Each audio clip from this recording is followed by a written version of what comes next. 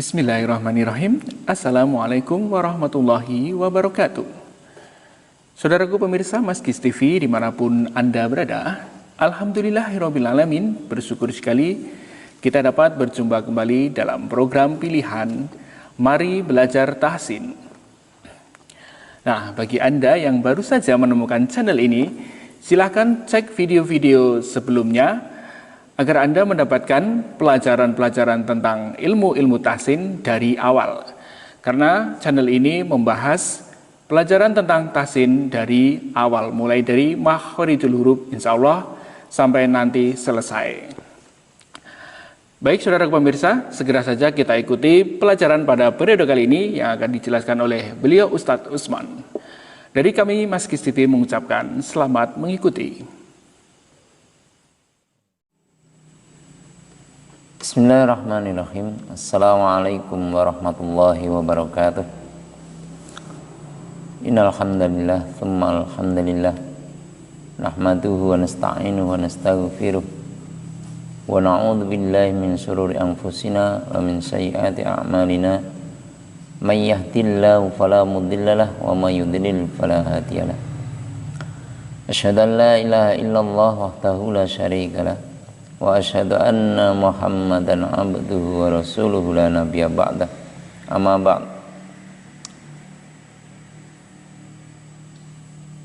Para pemirsa Maskis TV yang dirahmati Allah Subhanahu wa taala, senang sekali pada saat ini kita bisa bertemu kembali untuk melanjutkan khasanah keilmuan kita di dalam rangka kita sedikit demi sedikit untuk mempelajari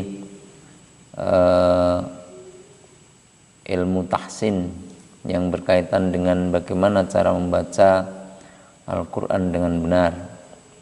Pada pembahasan episode yang telah lalu sudah sampai pada sifat-sifat huruf, di mana pengetahuan dasar tentang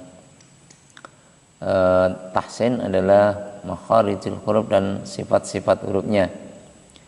Maka setelah kita selesai pada pembahasan dasar tahsin, kita sekarang akan membahas tentang ilmu tajwid. Ilmu tajwid adalah ilmu yang berbicara tentang bagaimana cara membaca Al-Quran, ya, huruf-huruf yang telah kita fasihkan pengucapannya, yang sudah kita ketahui sifat-sifatnya, itu akan bertemu huruf lain yang itu nanti akan menimbulkan satu hukum baru, yaitu ilmu tajwid. Langsung saja untuk pembahasan ilmu tajwid ini kita mulai dari hukum nun sukun atau tanwin, ya. Hukum nun sukun atau tanwin. Langsung ke papan yang sudah saya siapkan, yaitu tentang hukum nun sukun atau tanwin. Jadi boleh nun sukun, boleh tanwin. Jadi maknanya kalau nun sukun itu sama dengan tanwin. Apabila nun sukun atau tanwin bertemu dengan huruf-huruf hijaiyah ini, maka dikelompokkan menjadi 4 bacaan. Yang pertama adalah idhar khalqi, di mana nun sukun atau tanwin bertemu dengan 6 huruf tenggorokan, yaitu hamzah yang ada di bawah tenggorokan bagian bawah, ain dan ha ini ada tenggorokan bagian tengah, ghain dan kha ini adalah tenggorokan yang paling atas. Pada pembahasan makharijul huruf kemarin sudah kita singgung. Apabila nun sukun atau tanwin bertemu dari salah satu dari 6 huruf tenggorokan ini, maka dibaca idhar, artinya jelas. Halki ini tenggorokan, jadi jelas di tenggorokan. Tetapi perlu diketahui para pemirsa sekalian bahwa jelasnya nun sukun atau tanwin ini ada sifat yang namanya tawasud yang menyertai huruf nun itu. Maka pada pembahasan sifat-sifat huruf kemarin sudah kami singgung tentang sifat tawasud, yaitu sifat pertengahan antara syiddah dan rokhawah, di mana hurufnya ada 5, lam, nun, ain, mim dan ro. Maka di sini ketika kita membahas nun sukun, maka kita tidak boleh keluar dari koridor nun itu sendiri yang mempunyai sifat tawasud, artinya mengalir, tetapi mengalirnya tidak penuh karena bukan rokhawah ya. Jadi tengah-tengah antara syiddah dan rokhawah, tetapi sifat mengalirnya tetap ada walaupun tidak penuh ya, tidak seperti rokhawah. Misalnya nun sukun bertemu hamzah, ini akan berbunyi man amana. Man amana, tidak boleh dihentakkan man amana. Karena apa? Karena sesuai dengan sifat huruf nun itu, dia mempunyai sifat tawasud, ada agak mengalirnya ya. Man amana min aliyin min ghafurur rahim misalnya ya. Apabila nun sukun atau tanwin bertemu dengan huruf-huruf 6 itu maka dibaca jelas, tetapi ingat jelasnya idhar khalqi mengikuti sifatnya nun itu sendiri yang mempunyai sifat tawasud ya. Man amana misalnya di hamzah ya. In huwa misalnya bertemu dengan ha. In huwa tidak boleh in huwa. In huwa ada jedanya sedikit ya. Itu diantaranya idhar khalqi. Yang kedua adalah idgham. Idgham ini dibagi menjadi dua, ada idgham bi gunnah dan idgham bila gunnah. Idgham itu sendiri artinya memasukkan, bi gunnah itu dengan mendengung, jadi masuknya dengan dengungan. Huruf-hurufnya yaitu ada 4 ya, nun, mim dan wawu. Apabila nun sukun atau tanwin bertemu ke 4 huruf ini, maka dimasukkan ke huruf keempat ini dengan disertai dengungan ya. Misalnya nun sukun bertemu ya, waman ya'mal ya, dalam tulisan ditulis waman ya'mal, maka membacanya bukan waman ya'mal tetapi waman ya'mal mithqala dzarratin khairan yarah misalnya ya. Jadi waman di situ ada dengungan. Maka kemarin kita bicarakan di makhraj al-khaisum, di rongga hidung itu ada gunnah ya. Gunnah itu dengungan ya. Maka idgham termasuk ya, idgham yang mengandung dengungan, idgham. Ikhfa ini nanti juga termasuk ya, iklab juga masuk. Kemudian yang satunya gunnah musaddadah, yaitu nun tasdid dan mim tasdid. Baik, kita lanjutkan ya. Untuk pembahasan idgham bi gunnah ya, memasukkan dengan dengungan. Berapa jeda atau berapa harokat dengungannya ketika nun sukun bertemu ke 4 huruf ini? Kaidahnya adalah 3 harokat. Jadi bentuk gunnah, idgham, ikhfa, iklab ya, itu semuanya ada 3 dengungan. Jadi wa may ya'mal, kalau kita hitung begitu ya. Jadi ada 3 ketukan atau 3 harokat. Ya, nun, mim, wawu. Kemudian idgham yang kedua adalah bila gunnah. Idgham bila gunnah ya. Bi dengan la, tidak, gunnah mendengung, artinya memasukkan dengan tidak mendengung. Hurufnya apa saja? Lam dan ro. Apabila nun sukun atau tanwin bertemu lam dan ro, maka dimasukkan tanpa dengungan, ya, tanpa dengungan. Min ladun, maka membacanya min ladun, tidak boleh didengungkan sampai 3 harokat seperti bigunah tadi, ya. Min ladun dibaca min ladun, gitu ya. Min rizkin dibaca mir rizkin, gitu ya. Itu idgham bila guna. Kemudian hukum nun sukun yang ketiga adalah iqlab. Iqlab ini adalah membalik, suara yang membalik, ya. Apabila ada nun sukun atau tanwin bertemu dengan huruf ba, maka suaranya membalik. Membalik kemana?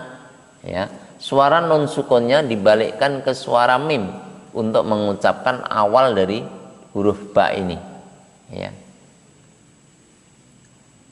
Misalnya, ya, min ba'di, nun sukun bertemu ba, ini membacanya mim ba'di. Maka ketika di dalam mushaf Al-Qur'an, ya, ketika ada nun sukun bertemu ba, maka di sini ada mimnya kecil, ya. Nah, seperti ini. Ini adalah tanda untuk membunyikan awal dari huruf ba ini, maka masuknya nun sukun ini membalik menjadi mim. Min ba'di tidak dibaca min ba'di, tetapi mim ba'di, ya. Jadi iqlab juga 3 harokat. Hanya satu saja huruf ba. Apabila ada nun sukun atau tanwin bertemu dengan huruf ba saja. Kemudian hukum yang keempat atau yang terakhir adalah ikhfa.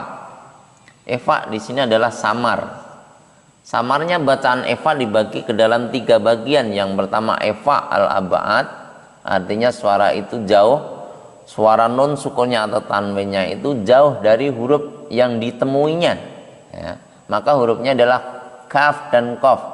Ini kalau kita berbicara tentang makharijul huruf itu di pangkal lidah, ya, di pangkal lidah ada kaf dan qaf. Maka suara yang terjadi adalah ketika nun sukun bertemu dengan kaf dan qaf ini suaranya menjadi eng, ya. Min qablik, misalnya nun sukun bertemu qaf, tidak min qablik tetapi min qablika, min qablik, gitu ya. Min qa, eng. Itu al-ab'ad. Ab'ad artinya jauh. Apa yang jauh? Yaitu jauhnya suara nun sukun dari huruf qaf. Maka samarnya ini larinya ke suara ng atau di sini eng, ya. Nah, ini. Kemudian yang kedua al-aqrab. Aqrab artinya dari kata qoroba yuqoribu, qoribun dekat, ya. Artinya apa? Samarnya suara nun sukun atau tanwin ini dekat dengan 3 huruf ini, ta, dal, to, ya.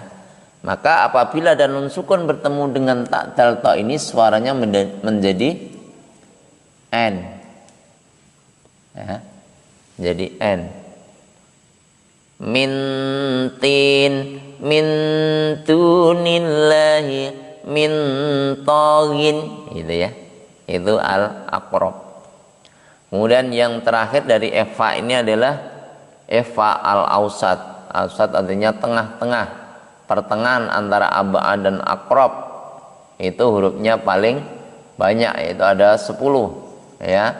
Fa, jim, dal, zain, sin, shin, shod, dod, dho dan fa, ya. Jadi huruf ikhfa hakiki itu ada 15 dibagi ke dalam 3 bagian ini, al-ab'ad, al-aqrab dan al-ausat. Ya, samarnya al-ausat ini bunyinya menjadi nz, nya, ya. Suaranya menjadi nz, nya. Min syarril, ya, nun sukun bertemu shin misalnya, min syarril waswasil khannas. Ya, itu salah satu contoh dari ikhfa al-ausat ya.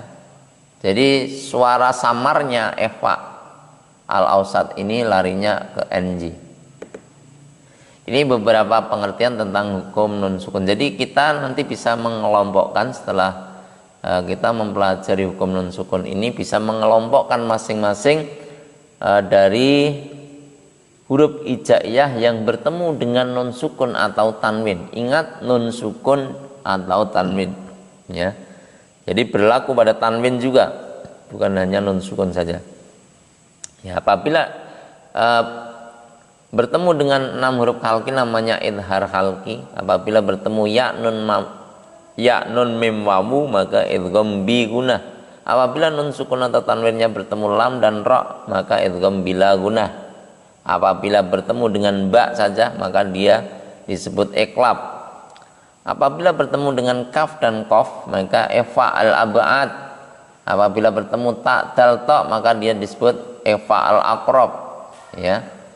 Apabila bertemu dengan 10 huruf yang selain ta dal ta dan qaf kaf ya, ada ta jim dal zain sin shin shad dad dha dan fa, ini maka dia al-ausat ya. Ingat, masing-masing suaranya lari kepada ini ya, masing-masing kaf dan qaf, ng, eng, ta dal ta ke n, kemudian 10 huruf lainnya ke nya atau nz. Demikian para pemirsa Maskis TV yang berbahagia, mudah-mudahan sedikit demi sedikit kita pelajari tentang ilmu tajwid ini akan bisa menambah wawasan kita, akan lebih bisa memperbaiki bacaan kita di dalam kita qiraah Al-Quran. Kurang lebihnya mohon maaf, dan saya akhiri billahi taufik wal hidayah. Wassalamualaikum warahmatullahi wabarakatuh. Baik, saudaraku pemirsa, telah kita ikuti bersama uraian pada pelajaran kali ini yang sudah dijelaskan begitu gamblang oleh Ustadz Usman. Semoga memberikan manfaat bagi kita semua.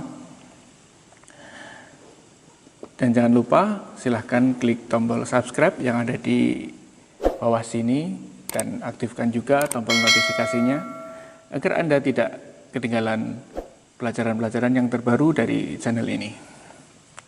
Dan akhirnya sampai di sini perjumpaan kita. Wassalamualaikum warahmatullahi wabarakatuh.